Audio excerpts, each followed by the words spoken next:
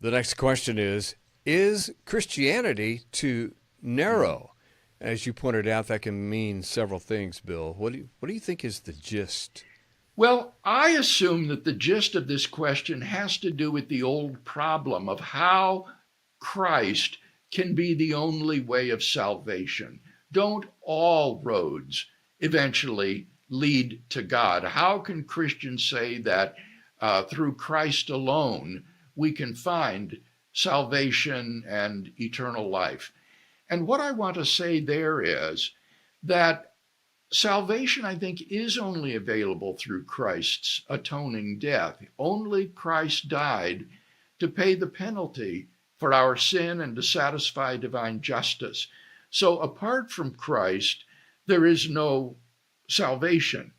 Having said that, however, that doesn't imply that a conscious knowledge of Christ or belief in Christ is necessary for salvation. It's possible to be a beneficiary of Christ's atoning death without being aware of it, in the same way that you might be heir to a fortune from an uncle that you never knew about who put you in his will.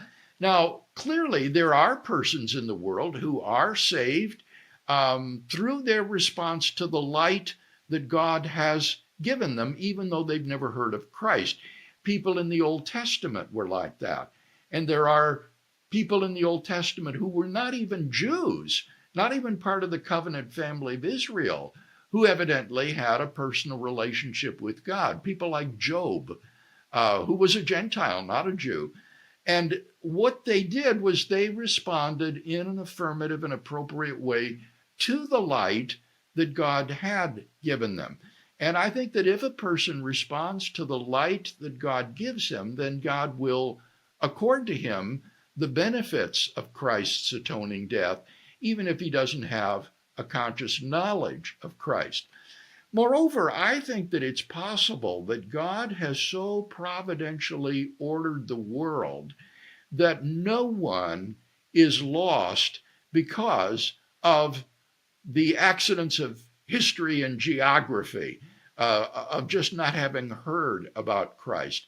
I think that everyone who doesn't respond to God's general revelation in nature and conscience, but would have responded to the gospel had he heard it, does and will hear it, so that no one is lost because of the accidents of geography and history. Everyone who wants to be saved will be saved. So our destiny is truly in our own hands.